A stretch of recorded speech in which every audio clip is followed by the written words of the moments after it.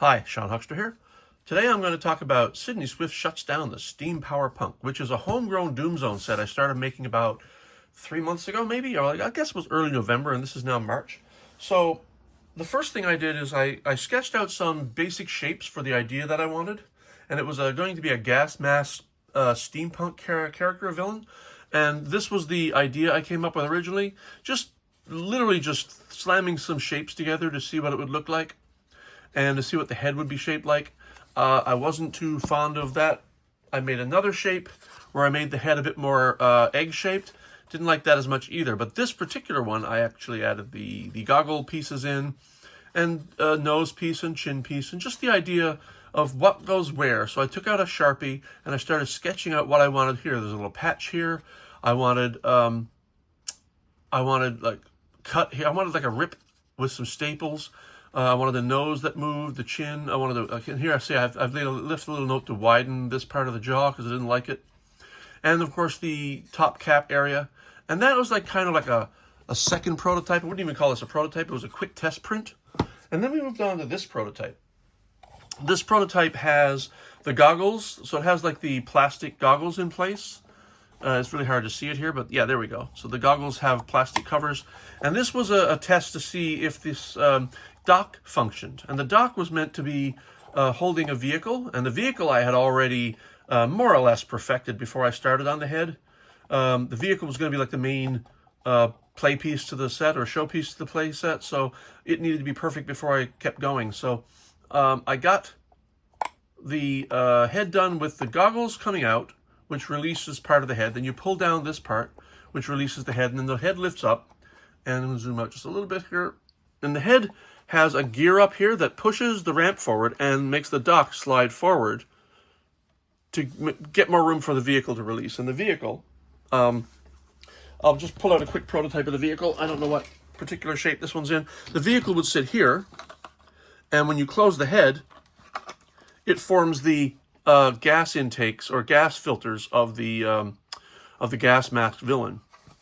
And let's take him out for a second. I found this did not work. This split dock where I hinged it so that part of the dock came away just didn't work. So I made it so just this part, which was the original plan anyway, for some reason, I thought this had to be split. So I split that and I put this in place, and that, it proved the function of the dock, that it works. And that the goggles would close properly, even though they go way back now. And that it would fit with the Van de Graaff machine inside as the eyes. So that was the next prototype. Then I did this prototype. Don't worry about the colors. The colors kind of evolved over time. But this prototype now I have the chin coming separately apart. And I put a little a walkway here, because that walkway runs all the way through the head and on the floor. And so I open this up and I put little stops here so these can't open up all the way.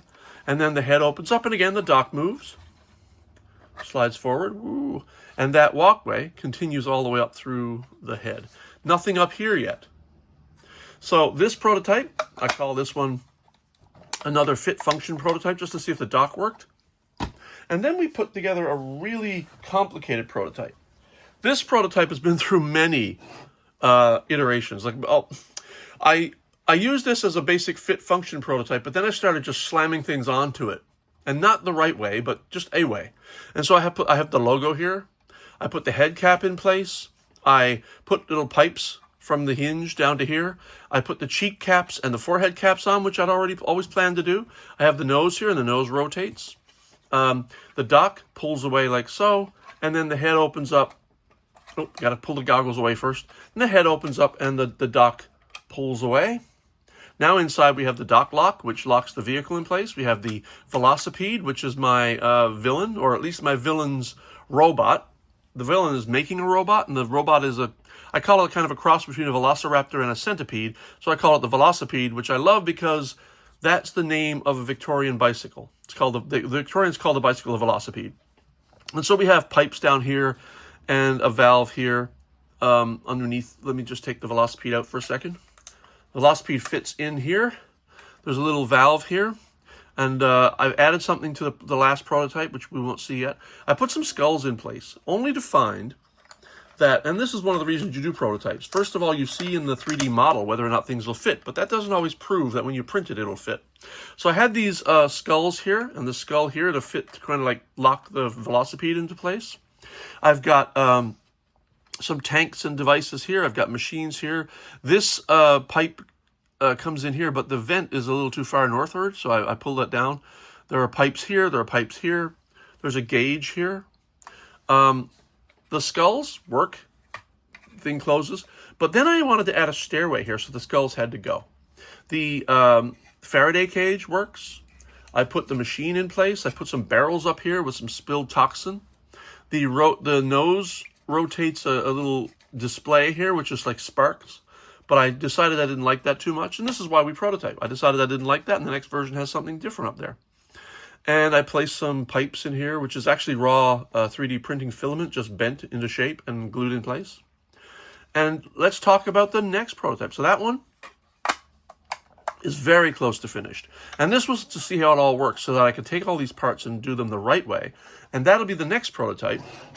And this is the last prototype until I hope to be the final printable product. And this is it here. This is the Steam Powerpunk's head. Pretty proud of this now because it's more or less complete. There's still a few little issues, nothing major. I've got a little punch list of things to fix. The goggles are in place with the lenses, which I cut out of spherical ornament, Christmas tree ornament that you can get at any craft store. Okay, let's have a look. We've got I crudely painted in the rivets. The cheeks are in place. The nose is in place. The chin is in place. The head is all in place. These top the hinges, which I kind of like. All right, let's open it up. So these open up. You still have the Van de Graaff balls here. Now, there's still some slight fit issues here, and this is why we print the prototype. So I'm going to have to move these a little further north, because right now they scrape something I don't like, and you'll hear that when I open it, but it's not too bad. And I don't know if you can see it, but I put the patch in here. I continued this hole here, put a rip in the fabric, and put staples here. It's kind of subtle and hard to see. I painted some ripples in here, some wrinkles, because this is supposed to be cloth, and all of this is supposed to be metal. So I wanted the cloth to have wrinkles. And when I was looking at my 3D model, it looked really exaggerated, so I toned it down a bit, and I think I've toned it down way too far. What I want to do when I'm done is this will look like cloth, like more like this. It should look like wrinkled cloth. All right, let's open up. Pull the chin back. We have the walkway here. And you'll hear some crunching now. That's only because these have to be moved a little bit. And that's more or less the interior of the set. So again, as we see, the dock moves forward as the head closes and pulls back when the head opens to make room for the vehicle to launch. The locks here that lock the vehicle in place are functional and work, and they have these little power pillars here. Right now I have Mighty Max sitting in for my Sid Swift character, which has not yet been modeled, so it's going to look a lot like Mighty Max. I mean, about the size and scale of the Season 1 smaller Mighty Max. She's going to be wearing a flat cap, or he. I purposely called Sid Swift Sydney because you get to decide if it's, a boy or girl or whatever you want. And so, more or less, she's going to have the proportions of the first season Mighty Max, and I've modeled the foothold to fit Mighty Max, so that my character and Mighty Max characters will be compatible.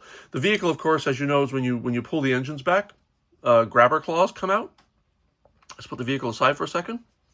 Now, this is more or less what I'm going to put in here. There's not going to be much else. I am going to try to figure out a place to put more skulls, because I think Mighty Max, one of the common themes in almost all the Mighty Max, not all, but almost all, is skulls everywhere. So let's talk about what we've done. We've got tanks here, pipes. The pipe holds on to the velocipede.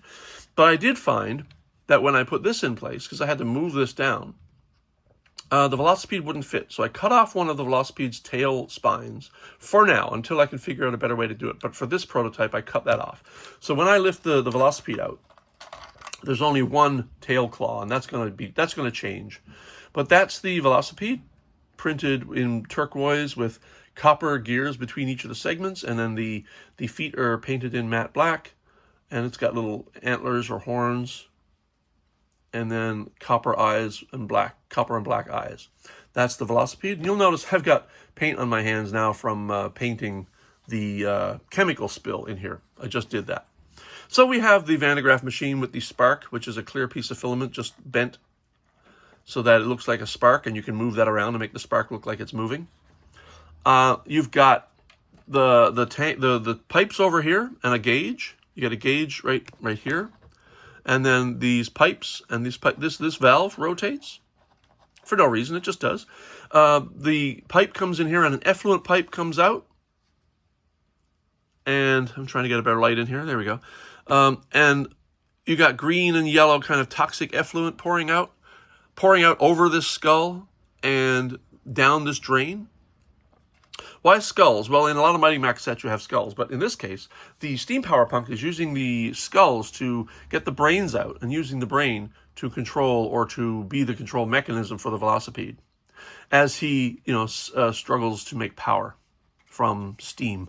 The steam turbine or the steam engine is here, and that, of course, is generating electricity, which we get sparks from the Van de Graaff machine. We also have a Faraday cage to protect you, which opens up. Sydney or Max or the Steam Power Punk can all sit in there when he's done. There's turbine here. Hard to see, but there's a turbine. There's a turbine here. Over here, we've got some welding equipment. We've got a welding box with tanks and a welding torch. Stairway to go up here. Now, there's supposed to be a bit of a floor here, and I had a bit of a fit issue, so I had to remove it for this test. And there will be a machine up here. Over on this side, we have one of the main power generators. Then there's gauges here, and another turbine, another machine. This all closes, of course, over the Van de Graaff machine. I added a stairwell. I wanted stairs to go up because I got these spiral stairs going up to from the first floor to the second. I got spiral stairs going up to the second to the third, but I had no way to get up here. So I wanted to put in a swing down staircase, and now the staircase folds down as you close it and fits right into the set. And when you lift it up, there's a very loose hinge, so it just sort of hinges down on its own with gravity. We have a door I added here. It's kind of hard to get the camera in because there's pieces in the way. So there's a little valved door here that leads off to either maybe the underlayer or something. You can decide where that door leads. We got more tanks here. We got tanks here. We got pipes to a machine. I put a gauge here. Now I removed the spark and I put a gauge here so that you can do this instead. And then you've got these barrels up here, and the barrels are spilling a toxic fluid down the grate to the floor below. Now the next thing I have to do with this is make the characters, because I'm considering this done. The vehicle fits in here very nicely. This is an actual Mighty Max, so Mighty Max is designed to fit there. Sid will be that size. And when you close this, you'll still hear some. Oh, there's one other feature I added, but it's not perfect yet, and that is this ramp. This platform folds out, so that Mighty Max, or let's just put the Cyber Skull character in as the villain for the moment. He can stand up here, but he can also stand on the platform and look out over the action. This is not perfect yet because the under structure is not perfect. It's too thick and doesn't move perfectly. But there'll be a little panel here, and this closes into the wall, into the floor. Again, I need a little tiny adjustment for the fit. And then this closes. That crunch will go away when I'm done, hopefully. And then this closes, and these close, and you have, the one last thing is I did put a bottom on it. A lot of the Mighty Max Doom Zones have like a ridged bottom on there, and for effect, the Skull Dungeon one actually has bones around here, which I loved. And that kind of gave me the idea of, hey, maybe that little ridge can have a purpose or a visual purpose, and so I decided to make it gears from my set. And this is my Huckster Labs logo that I do a lot of my 3D printing under this logo. Again, there's cleanup issues. I haven't done a lot of the heat treatment that's going to be done when these sets are final. But this, other than that, I'm going to call this my final prototype. After this, all we're doing is making adjustments and making sure things fit better. Other than that, nothing more gets added, nothing gets taken away, if I can help it. The only thing we add now is the characters, and that's going to be the next thing I show. All right. Sean Huckster signing off. Hope you enjoyed this little tour of my Sydney Swift shuts down the Steam Power Punk. All right, guys. Thanks for watching.